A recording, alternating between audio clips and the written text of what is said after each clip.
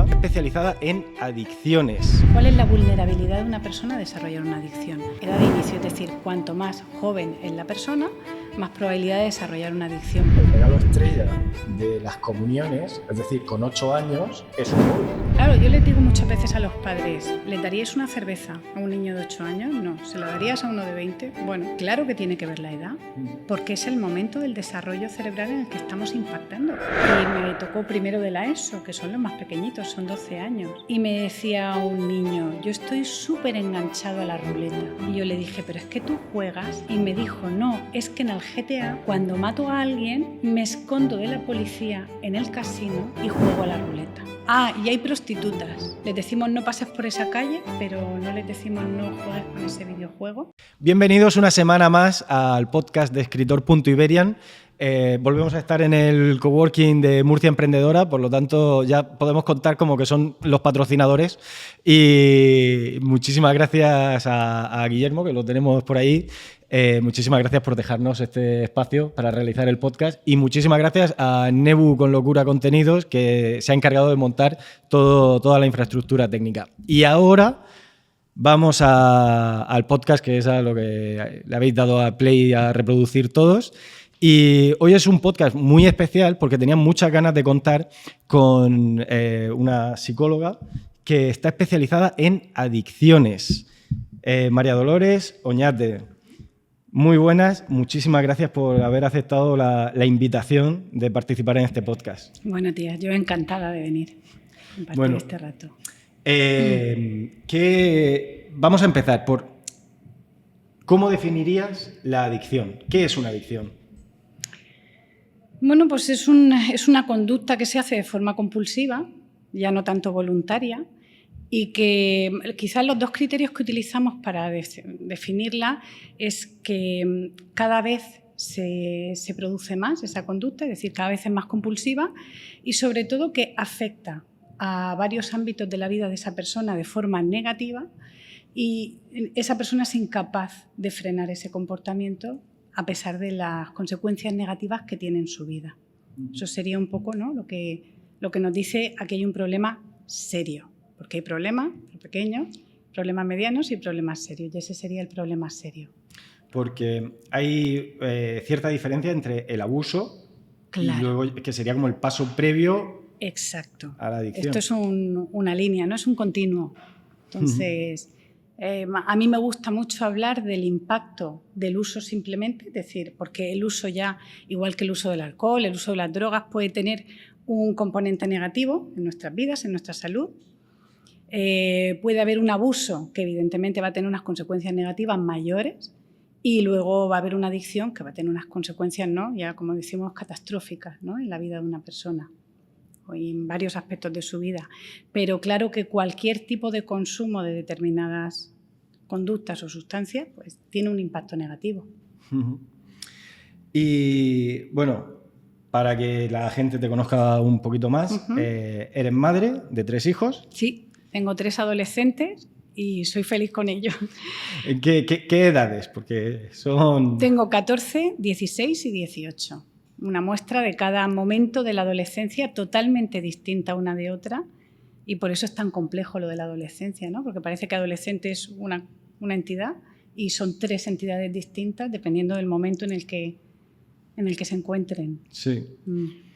Qué bien, pues entonces eso nos va a dar una visión bastante interesante sobre el tema del abuso de los dispositivos móviles. Exacto. Que es sobre todo a lo que me centro, ¿no? ¿Y qué tipos de problemas se están viendo? Porque claro, digamos que ahora están llegando a la adolescencia esos nativos digitales que se han criado siempre con esa pantalla.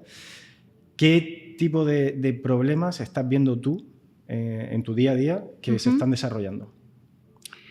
Pues es, como te decía, un continuo. O sea, el impacto de las nuevas tecnologías sin demonizarlas y entendiendo que claro que tienen aspectos positivos y claro que pueden enriquecer nuestras vidas, pero sí que es verdad que en general tienen un impacto negativo aunque no sea muy serio. Es decir, yo veo mucha más infelicidad desde que existen.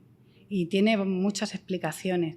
Pero sí que es verdad que los adolescentes en concreto están son muy vulnerables a desarrollar una adicción y evidentemente cuando ese uso se consume en abuso hay más consecuencias y cuando se convierte en una adicción todavía más. Pero básicamente es infelicidad y luego ya si avanzamos en ese continuo, pues ansiedad y en el estado más depresión. Quizás son, ¿no?, pero sobre todo yo recalcaría la infelicidad. Tiene que ver con una exposición permanente a una estética perfecta, con la exposición permanente a unas vidas también perfectas y en esa comparación que es inevitable hacer de lo que uno le entra por los ojos y lo que luego uno vive en su vida personal. Al hilo de esto, tienes un artículo súper interesante que voy a dejar el enlace abajo, que se llama Dismorfia del alma.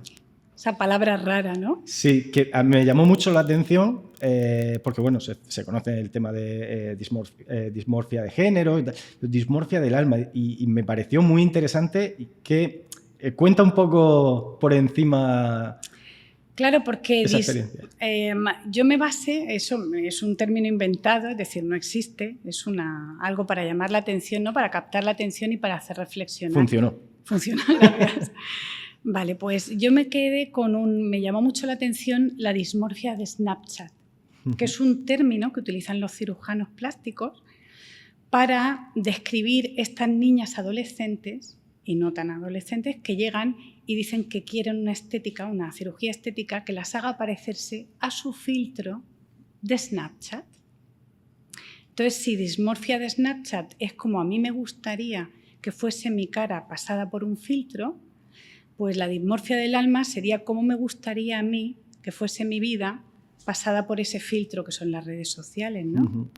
Que ahí está esa parte de buscar la aprobación, ¿no? Exacto, es por un lado buscar la felicidad permanente, que es lo que se ve en las redes sociales, y realmente creo que no es un error, es decir, que esto no es culpa de los adolescentes, es un mensaje que les entra por los ojos y que además me parece fundamental poner aquí un acento, y es que los padres también, sin darnos cuenta, incluso los padres que somos analógicos como yo, hay una tendencia, y yo lo oigo mucho en la consulta, de padres que te dicen yo solo quiero que mis hijos sean felices. Y yo cuando me dicen eso digo, error. Y se quedan así, digo, ¿no os dais cuenta de lo monstruoso de lo que estáis diciendo? Porque claro que todos queremos que nuestros hijos sean felices, pero lanzando ese mensaje les estamos diciendo que lo más importante del mundo es ser feliz, y es una visión muy egoísta. Porque claro que nosotros estamos más felices si nuestros hijos son felices. Pero es que la felicidad no es eterna, la felicidad no es continua, la felicidad, es decir, la felicidad es un ingrediente que va a estar en tu vida en momentos puntuales, ojalá que mucho, que abunde mucho, pero para nada va a ser continua, para nada va a ser omnipresente la felicidad en tu vida. De hecho, ni tú ni yo somos felices de forma permanente. Entonces, claro, cuando los padres les dicen a sus hijos, hija, yo lo único que quiero es verte feliz, le estás imponiendo algo que es totalmente irreal, que no es natural, que además te estás perdiendo el transmitirles que la vida está llena de felicidad, de infelicidad, de éxitos, de fracasos, pero también de sufrimiento. Y le estás diciendo que niegue esa parte de la realidad y que huya de él. Y eso es un mensaje que damos los padres y que no son tan culpables las redes sociales, de queremos que seáis felices. Entonces, bueno, yo siempre digo, ¿qué decían nuestros padres? Que sean buenas personas y que se sepan ganar la vida. Y yo me quedaría más con ese mensaje que con el de ahora. Porque que sea buena persona es enseñar a una persona, ¿no?, a ser persona, y que se sepa ganar la vida es enseñarla a que es capaz de hacer cosas con las cuales se pueda ganar la vida. Efectivamente. O sea, digamos como que hay un problema con la tolerancia a la frustración, ¿no? Intolerancia a la infelicidad, diría yo. O intolerancia al sufrimiento. O intolerancia a la deprivación. Yo les digo mucho en la consulta, es que la vida no nos lo da siempre todo. Es decir, la vida nos depriva de muchas cosas en muchos momentos de nuestras vidas. Y hay que estar preparado para eso. Porque si tienes mucho trabajo, y eso normalmente quiere decir mucho dinero, pues probablemente en ese momento de tu vida no vas a tener tiempo para divertirte, ni tiempo para tus hijos. Si no tienes trabajo, y es un motivo muchas veces de infelicidad, vas a tener mucho tiempo para dedicarle a ti y al resto de las personas con las que te relacionas. Entonces no podemos pedir siempre todo. Es decir, no podemos ser tan insaciables, ¿no? Con que la vida me lo dé todo siempre. Cuidado, peligro. Ahí, importante, ese mensaje. Sí, sí. Volviendo al tema de las adicciones, ¿cómo se crea una adicción? Pues mira, cuando hablamos de adicciones a sustancias es muy fácil, porque esto está muy estudiado y tiene un sustrato biológico y científico, y es, nosotros decimos, ¿cuál es la vulnerabilidad de una persona a desarrollar una adicción? Hablamos de edad de inicio, primer punto, edad de inicio, es decir, cuanto más joven es la persona, más probabilidad de desarrollar una adicción. ¿Por qué? Pues porque el cerebro está en fase de desarrollo, el cerebro infantil hasta que se hace adulto. Y adulto no es 18 años cuando miden ya 2 metros. Adulto es 21 las chicas, y estamos hablando de, ¿no?, de edades, de rangos, pero 21 chicas, 25 chicos. Es decir, hasta esas edades no se da por concluida la maduración cerebral. Luego tenemos que pensar que todo lo que sea antes de que el cerebro esté maduro es mucho más vulnerable a que haya daños en distintas estructuras, áreas del cerebro, y mucho más fácil que se desarrolle una adicción. Todos sabemos que si un niño empieza a beber alcohol con 14 años, es mucho más fácil que se haga adicto al alcohol que si tiene 25 o 21. Por eso en Estados Unidos, ¿no?, la edad de 21 está mucho más acertada que la nuestra de 18, porque con 18 los cerebros no están acabados. Pero eso sería un factor, la edad de inicio. Otro de los factores sería, y no lo podemos desechar porque tiene mucho que ver, es la herencia. Es decir, si biológicamente eres vulnerable, igual que al cáncer, igual que al Alzheimer, igual que a los ojos azules, igual que a las pecas, igual que a ser pelirrojo, la biología dice mucho de cómo te vas a comportar y de cuáles van a ser tus problemas o tus puntos débiles. Y el historial de adicciones tiene mucho que ver en las adicciones a sustancias, pero también en las adicciones a comportamientos, a conductas. Y luego, bueno, también tiene que ver con la frecuencia, con la cantidad. Todo el mundo entiende que si tú te tomas una cerveza los sábados es muy difícil que te hagas adicto, pero que si te tomas 3 cervezas al día hay más probabilidad de que yo sea adicto, ¿no?, de que desarrolle una adicción. Pues ahí es donde tenemos que poner el acento con los adolescentes y las tecnologías. Es que no es lo mismo 8 que 80. Es que no es lo mismo 1 hora que 6 horas al día, 6 de 24, es que es mucho. Es que estamos hablando de medias de uso de dispositivos de 3 a 6 horas en la mayoría de los adolescentes. Y claro, eso sí, hablamos de adolescentes, pero es que estamos hablando de que el regalo estrella de las comuniones, es decir, con 8 años, es un móvil. Entonces, claro, estamos hablando de que es un cerebro... De cerebros infantiles. Claro, es que son infantiles. Claro, yo les digo muchas veces a los padres, ¿le daríais una cerveza a un niño de 8 años? No. ¿Se la darías a uno de 20? Bueno, es decir, claro que tiene que ver la edad, porque es el momento del desarrollo cerebral en el que estamos impactando.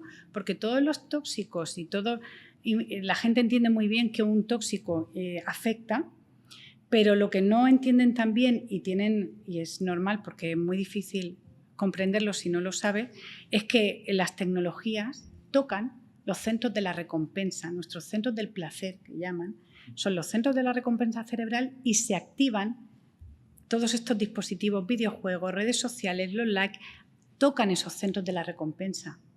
Entonces, trastear esos centros de la recompensa cuando no han madurado y cuando están en fase de desarrollo, tiene un impacto mucho más negativo, evidentemente. Sí, y bueno, y todavía nos podemos ir más atrás, porque de hecho el otro día vi una pinza para un carricoche en el que te sujetaba la pantalla. El accesorio estrella. Antes llevábamos una sombrilla para quitarles el sol de la cara. Ahora llevan un iPad. Sí, es horrible. sea, y estamos hablando de bombardear un cerebro que se está empezando a formar, ¿no? Exacto. Que además se tiene que desarrollar y que se desarrolla de la interacción, porque eso de la estimulación lo oímos mucho y tiene mucho sentido. Y un niño o un bebé expuesto a una pantalla tiene un rol pasivo, porque la pantalla impacta en sus centros de recompensa, en sus sentidos, ¿no? Los colores, las músicas, pero él no tiene que hacer nada, con lo cual va a haber una deficiencia de estimulación porque la pantalla no le pide a él que haga nada. Entonces es unilateral la estimulación, con lo cual va a haber un déficit ahí. O sea, que si estáis pensando en estudiar psicología como especialidad en adicciones... Mucho campo. Sí, y sobre todo en este... O sea, más que nada porque va a hacer falta. O sea, esto lo digo así medio riendo y tal, pero que sí, realmente... Creo que va a ser una necesidad. Está teniendo ya un impacto, de hecho se está estudiando. Se estudia que cada vez los niños tardan más en hablar y que tiene que ver con el uso de los iPads, ¿no? De los dispositivos.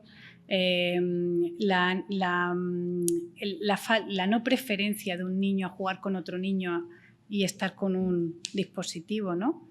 Y sobre todo tiene mucho que ver, pues eso, con la comodidad, ¿no? De tener a un niño entretenido y no tener que estar entreteniéndolo tú, porque la falta de tiempo es algo que es una realidad, ¿no? Me pasa, tengo comentarios en TikTok que se enorgullecen de que no, mi hijo no tiene teléfono móvil. Yo le doy una tablet o le doy el mío pensando que porque no tengan un número lo están haciendo bien. O sea, está bien, no puedes comunicarte por WhatsApp, pero no, o sea, pero no es natural. Claro, es decir, los niños juegan con puzzles, con rompecabezas, con un palo, ¿no? Con un árbol, con una planta, con una... Es decir, porque todo este tiempo que dedican a los dispositivos lo estamos restando de otra cosa. Y no solo de que ellos jueguen con otras cosas, sino de la interacción con adultos. Los niños, de la interacción con adultos, tienen que aprender a ser personas, a hacerse adultos. Pero si la figura del adulto desaparece y de repente ponemos un dispositivo, ¿a qué está aprendiendo ese niño? Un youtuber, ponemos un youtuber con un lenguaje que quizá no sea el adecuado. Exacto, para su edad. ¿Qué están consumiendo? ¿Qué les están enseñando? Y yo lo que también veo mucho es que hay como una copia de las personalidades, porque sí que es cierto que nosotros quizá con lo que veíamos en la televisión nos inspirábamos, pero no era tan masivo y era un poco de tiempo y te podías inspirar en esos valores que transmitían pues esas series, películas que veías en la televisión. Pero yo ahora veo que quizá las reacciones, el cómo se expresan los youtubers, están moldeando la personalidad de estos chavales. O sea, les estamos incapacitando para que se desarrollen porque Exacto. Están directamente copiando, porque los admiran. Claro, pero porque hay que mirar un modelo. Es decir, antes era, ¿no? Mi mamá dice que, y ahora la fuente de credibilidad, ¿no? El único modelo que tienen es esa youtuber, ¿no? Y que además es influencer y que además está recibiendo dinero por anunciar y por decir determinadas cosas, o sencillamente diciendo determinadas cosas tiene muchas visitas y eso, ¿no? Es lo que alimenta, eso que transmite. Lo que tú le transmites a tu hijo es algo que tú crees, ¿no? Fuertemente y que crees que le va a ayudar en la vida y que crees que es bueno para él, pero está claro que no están mirando por tu hijo los youtubers que viven de esto, ¿no? Claro. Entonces, ¿qué mensajes están recibiendo? ¿Quién les enseña, no? Y antes has mencionado el tema de la naturaleza. Yo sé que tienes un proyecto con el tema o estás trabajando con... Bueno, he trabajado muchos años, sí. Tuve la suerte de hacer una colaboración con la Unidad de Pediatría Ambiental de La Risaca, del Hospital Virgen de La Risaca, y es muy novedoso porque pone de relieve el poder que tiene la naturaleza, la salida al campo, el contacto con los árboles, sobre la salud. Fijaos, en un hospital, pediatría ambiental, medioambiental. Pues sí, porque efectivamente hay un montón de estudios científicos con evidencia científica que hablan de los beneficios de la naturaleza en la salud, no solo física, sino psicológica de los niños y de los seres humanos en general. Y es verdad que todas esas horas que pasan ahí deberían de estar en otro sitio, ¿no? Y hemos perdido el gusto por las excursiones, el gusto por el monte, el gusto por plantar algo, ¿no? Y ver cómo crece. Sabemos que hay cantidad de cosas que están actuando de forma saludable. Pues los aceites esenciales de los árboles están en el ambiente. Cuando tú entras en un bosque y hueles a pino, es porque aceites esenciales, partículas de aceite esencial de pino, están entrando en tu organismo por la nariz. Que cuando tú pisas tierra hay una carga eléctrica que se neutraliza, que no se neutraliza cuando estamos pisando asfalto. Que por eso no es que yo vengo del monte y vengo nueva. Claro, es que descargas. Es decir, es que hay cantidad de cosas que tienen que ver con eso y se está perdiendo, ¿no? El contacto con lo natural.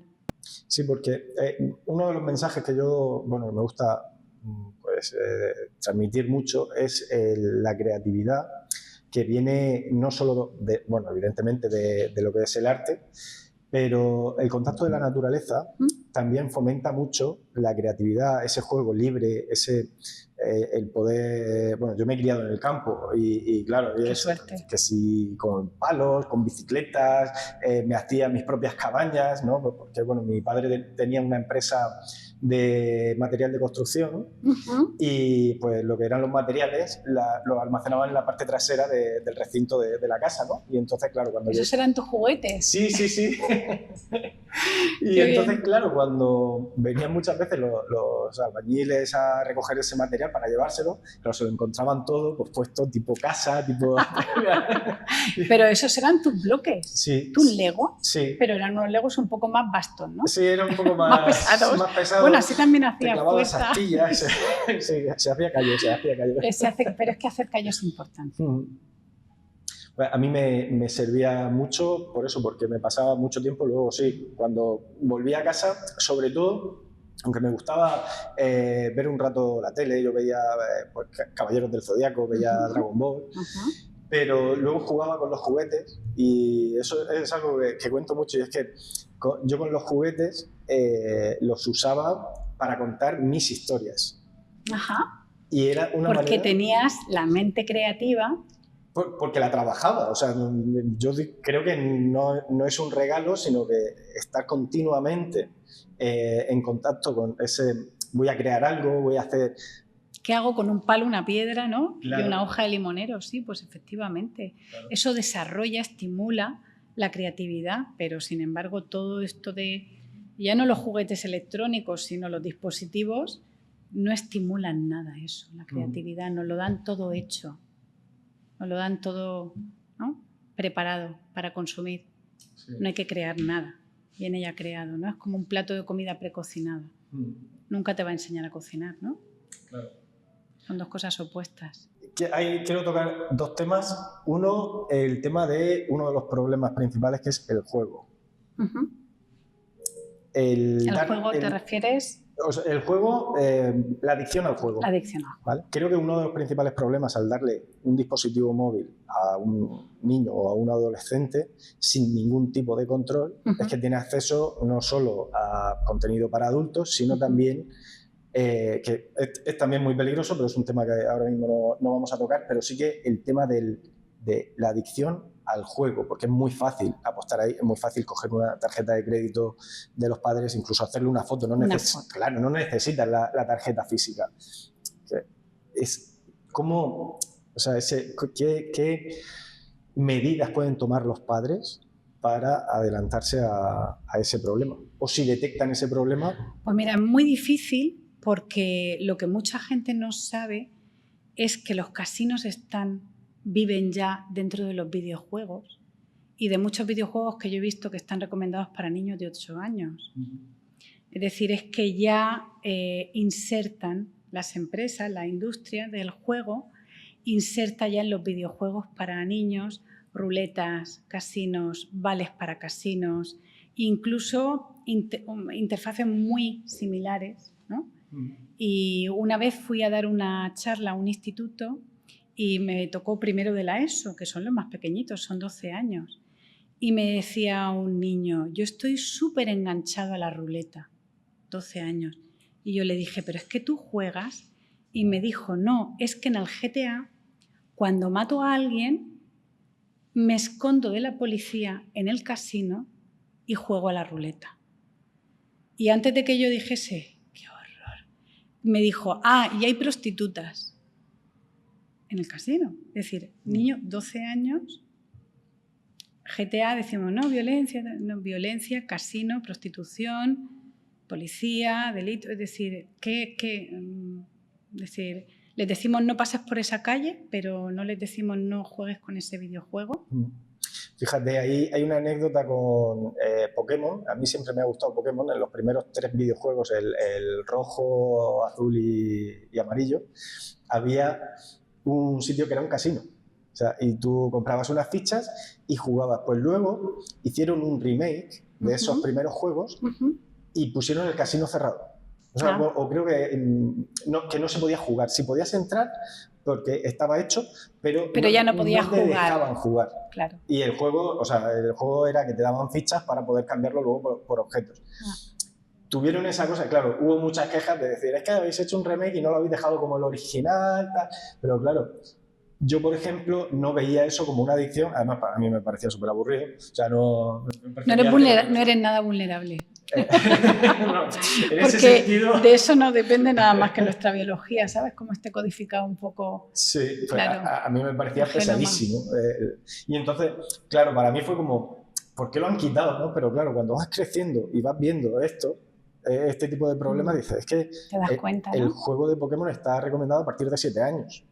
Entonces, claro, a partir de 7 años, esos niños vulnerables, que sí que tienen esa genética vulnerable. Exacto. Ostras, y bueno, es algo que, digamos, que pudieron reaccionar a tiempo, entre comillas, y lo arreglaron para futuras... Vale, pero la tendencia es toda la contraria, es justo la contraria. Cada vez hay más videojuegos para niños de 6-8 años que introducen elementos de casino y de alguna forma los están enseñando porque, ¿cómo un niño sabe jugar al blackjack? No sé ni qué jugar yo. Es difícil, ¿eh? Pues, es decir, ¿cómo un niño conoce? Pues porque juega al blackjack en un videojuego. Pero no es que entre en un casino online, es que entra en un videojuego y lo enseñan, le dan un vale para entrar en el casino y jugar al blackjack. Entonces, claro, tenemos que ser muy conscientes, ¿no? De dónde juegan, cuál es el parque, ¿no? En el que juegan nuestros hijos. Luego, otro tema que quería tocar contigo es el tema de las pantallas en la educación, en los centros educativos. ¿Cómo lo ves? Vamos a ver, lo veo innecesario. Porque hay que enseñar, hablando, sobre todo, mira, me llamó un periodista una vez para preguntarme qué opinaba yo de esto de la prohibición de los móviles justo antes de que saliese la normativa que la prohibía. Y yo le dije, pues mira, si me preguntas como profesional, te digo que me parece fenomenal, que me parece una medida. No, es que yo pienso que esto es como ponerle puertas al campo y que como no se sabe manejar, pues que lo prohíben porque no lo saben manejar.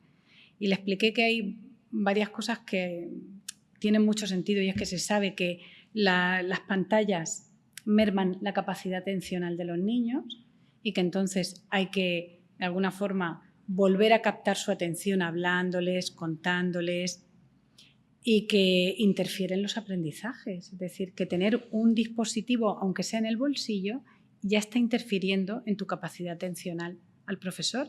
Porque si vibra, saco a ver si tengo alguna comunicación, es decir, todo esto. Y que lo que le decía y lo que os he dicho antes, las horas, el consumo, las cervezas que te tomas, decides si te haces adicto o no. Entonces, si quitamos del bolsillo de nuestros hijos 6 o 7 horas todos los días el móvil, lo estamos haciendo muy bien. Tiene mucho sentido. Aparte de que luego hablas con los profesores y te explican, aparte de que luego socialmente en el recreo hacen relaciones sociales, se miran, juegan. El otro día estuve en un instituto y cuando salí al recreo dije, ¡qué maravilla! Porque había niños comiéndose el bocadillo. Hay muchos padres que te dicen, no me dicen que ya no le ponga bocadillo porque ya como están todo el tiempo con el móvil, no sienten hambre. ¿En serio? En serio, porque el placer muchas veces está por encima del apetito. Aunque comer produce placer, pero hay determinadas cosas que producen más. Y los niños dejan de jugar entre ellos y damos una puerta, ¿no? Una vía al ciberacoso y al publicar algo, ¿no? O que alguien se duerme y le pongan una foto de cómo se ha quedado dormido en clase y todo el mundo se ría de él. Es decir, estamos generando situaciones que realmente les pasan factura. Entonces, todo lo que sea eliminar eso de la ecuación de la educación formal me parece fabuloso. Estamos en ¿Verdad? Estamos de acuerdo. Qué bien. Vale, tengo un montón de temas que me gustaría tocar contigo. Este es, lo que pasa es que, claro, no tenemos tanto tiempo. Vamos a pasar muy rápido por pero tuve una charla, otro podcast, con María, que es la portavoz de Adolescencia Libre de Móviles, y comentó que se estaba generando un fenómeno en el que los chavales se hacen, entre comillas, trastornados de algo para sentirse identificados con una tendencia positiva que se tiene en las redes sociales o que se tiene en el propio... ¿Te has encontrado casos de este tipo? Claro, lo vemos en todo, porque realmente, y por eso te decía, lo de la adolescencia tiene 3 etapas. En la primera, que es de los 14 a los 16, que se llama adolescencia temprana, en ese momento el adolescente no tiene su identidad constituida, y la identidad la obtiene de mimetizarse con su grupo de iguales. Entonces tú ves salir a los niños del instituto y ves a los de 14 que todos llevan el mismo corte del pelo, todos llevan las mismas zapatillas, todos llevan... ¿Por qué? Pues tiene un sentido, ¿no? Y es que ellos se sienten bien con ese sentido de pertenencia a esa tribu que son los niños de 14 y 15 años. Y que luego cuando pasan a la fase de 16 ya empiezan a quererse diferenciar dentro de la tribu y añaden elementos, y entonces yo soy punk, yo soy rockero, yo soy, ¿no?, de nuestra época los Randy, los no sé qué, decir, ya me defino y ya incorporo un elemento distintivo en mi identidad. Pero en los 14 yo quiero ser como todos, yo quiero ser una oveja del rebaño, en el buen sentido.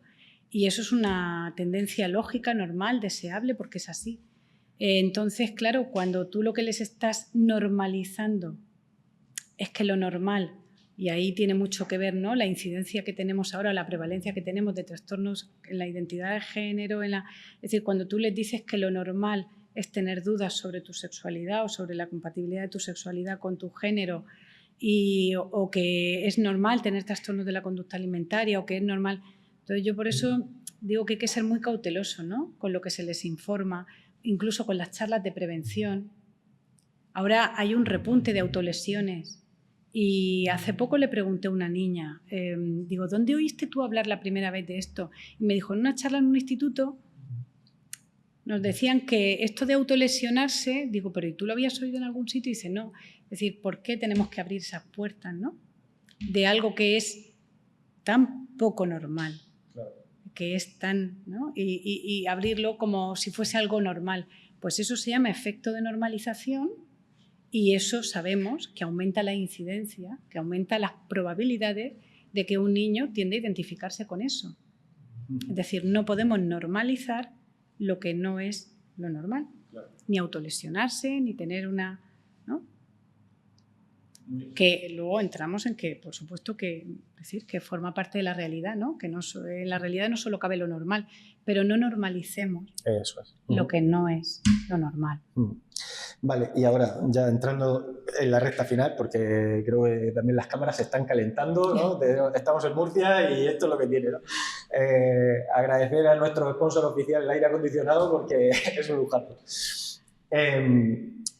¿Cómo has gestionado tú el tema, y gestionas a día de hoy, el tema de las pantallas en casa? Pantalla, me refiero no solo a televisión, sino al uso que tienen. Pues yo recomiendo a los padres, claro, lo que a uno le funciona, ¿no? Y yo recomiendo mucha naturalidad, mucho sentido común, como en todo. Es decir, no es una edad para imponer normas estrictas. Yo entiendo que esas apps para controlar y para... Yo no he necesitado usarlas. Claro, necesitas usarlas si empiezas antes de tiempo porque quieres saber dónde entran, dónde... Es decir, yo prefiero que haya una educación previa y que tú les digas, oye, mira, este móvil es para llamadas, y luego más adelante, mira, este móvil te puedes puedes entrar en contacto con tus amigos. Es decir, ir abriéndoles tú lo que pueden y no pueden, lo que deben y no deben. Yo a mis hijos les recomendé, y es lo que recomiendo siempre, no entrar en redes sociales ni tener redes sociales pues hasta los 15, 16 años, porque realmente pueden vivir sin ellas. Tú le dices esto a los padres de los pacientes y te miran con una cara como diciendo, ¿cómo? ¿Se puede? Bueno, pues sí se puede. Sobre todo es que no se pueda. No es lo normal, sí, no es lo normal, pero los niños que no las tienen son más felices. Entonces, ¿no es lo normal? Vale, pero que sea normal no es un argumento que quiera decir que sea mejor para tu hijo. Entonces, sí que es normal que a esa edad usen las redes sociales, pero si no las usan, probablemente van a ser más felices. Entonces, ¿para qué les vas a dar una cosa? ¿Tú en casa no te encuentras el problema de, por ejemplo, la de 18 años? ¿Él? ¿Hola? Son 3 chicos. Pues mira, de los 3 chicos hay uno que identifico perfectamente como más vulnerable a las adicciones digitales. Claro, es que tú tienes esa ventaja. Claro, identifico y se lo digo mucho, le digo, Miguel, tú eres carne, ¿eh? le va mucho más esto, pero entonces, es decir, ¿qué otras alternativas? Es decir, es que el tiempo que no están estudiando y que no están en el colegio y que no están viendo una serie en familia, que es algo muy recomendable por la noche, yo les digo siempre, serie en familia después de cenar y punto. Porque si no están después de cenar hasta que se quedan dormidos, si no están con nosotros, están con sus móviles. Entonces, serie en familia después de cenar, porque además ya tenemos otro ratico para comentar con ellos, otra cosa en común con ellos, y luego proteger el sueño, porque las horas de sueño en la adolescencia son fundamental. Se recomiendan 9 horas de sueño, no llegamos. Es decir, ya sabemos que no llegamos a lo ideal. Pero entonces vamos a intentar preservar durante muchos años en el enchufe donde se conecta el secador, en mi cuarto de baño, ha habido un trifásico donde ellos cargan sus 3 móviles. Porque era la única forma de proteger el sueño, de que no haya llamadas, de que no haya WhatsApp, de que no haya que interfieran en su sueño. Entonces, bueno, pues para dormir nos podemos separar de ellos y yo porque era donde yo podía tener eso vigilado y controlado y donde no iban a tener acceso durante la noche. Pero sí que es verdad que proteger las horas de las comidas, las horas del sueño, incluso los desplazamientos, porque en el coche llega un momento en que si no te puedes llegar a sentir como un taxista, ¿no? Los llevas y van con los móviles y yo les digo, no, en el coche móviles no. Es decir, de limitar qué horarios, en qué momento sí y en qué momento no, para que no sea siempre el móvil presente. Y mientras estamos viendo la serie, por supuesto, tampoco. Y luego en vacaciones los secuestras. Y en vacaciones me los llevo. En vacaciones me los llevo, sí. Pero de alguna forma, establecer que no todos los momentos son buenos para tener eso ahí. Que se acostumbren a estar ratos sin. Eso es muy bueno. Genial. Pues ya para terminar, un libro que recomiendes a padres y otro libro y otro a niños. Pues mirad, a mí me marcó mucho el para padres. Se llama Educar en el asombro. Y luego hay un segundo libro que es Educar en la realidad. Y este de Educar en la realidad tiene mucho que ver con lo que hemos hablado hoy. Catherine Lecuyer se llama. Vive en Barcelona, es decir, este libro de todas formas está traducido a no sé si 30 y tantos. Es decir, es un bestseller. Sí. Tiene 27 ediciones, creo, el último. Y es magnífico para tomar conciencia en cómo debemos de educar. Y luego para los adolescentes, a mí hay uno que me gusta mucho, que además está recién salidito, que es el de David Gómez, que es un psicólogo que ha escrito un libro que se llama Viaje hacia el amor propio. Porque realmente es verdad que hay una tendencia a hablarse mal, a tener un diálogo interno negativo y una mala relación con uno mismo. El otro día en el instituto les decía, vamos a hablar de la relación más importante del mundo. Y se quedaron así como diciendo, ¿a qué se refieren? ¿A mi padre? ¿A mi novio? ¿A mí? Yo les dije, a la relación con uno mismo. Es decir, ¿cómo os lleváis con vosotros? ¿Cómo os habláis? ¿Cómo os tratáis? ¿No? Y esto de viaje hacia el amor propio, ¿no? Me parece fantástico. Con ese tema, es que ya te digo, estaría hablando contigo horas y horas. Estaríamos. Pero con ese tema no puede ser que haya habido una tendencia a decir que el ego es muy malo y por eso la gente está diciendo, no, o sea, eso es ego. O sea, no, exacto, pues fíjate, yo solo veo en los padres. Que yo cuando a veces veo entrar a un paciente y Y le digo, hola, madre mía, estás preciosa. Yo no me privo de decir algo que, ¿no? que me... O estás tal, o qué mayor te has hecho. Y la madre dice, es que como siempre le dices lo bien que está. Digo, pero ¿y qué tiene de malo decirle lo bueno? Dice, no, es que se lo creen. Es que yo no quiero que mi hija sea una creída. Digo, bueno, si es que no le está... Es decir, entonces, de ese solo señalar lo que no está bien, hacemos niños inseguros, hacemos niños con baja autoestima. Y yo tengo que recordarle siempre a los padres que hay que reflejarles lo bueno y lo malo. Porque la tendencia de los padres estos que llamamos de alta exigencia, ¿no? Es a terminar de pulir lo que no está bien en tu hijo para convertirlo en un niño perfecto. Y al final entra en ese mensaje, ¿no? Nuestros hijos tienen muchas cosas buenas y muchas malas y podemos enseñarlos a corregir las malas, pero tenemos sobre todo que aprender a potenciar lo bueno en ellos y que además los diferencia de los demás. No tienen que tocar el violín como su compañera de pupitre, ¿no?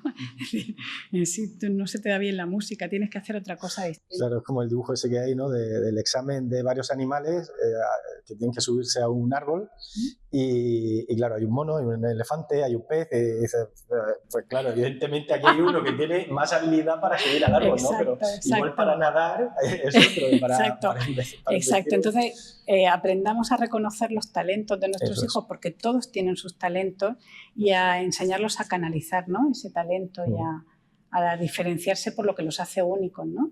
Intentar igualarlos a todos.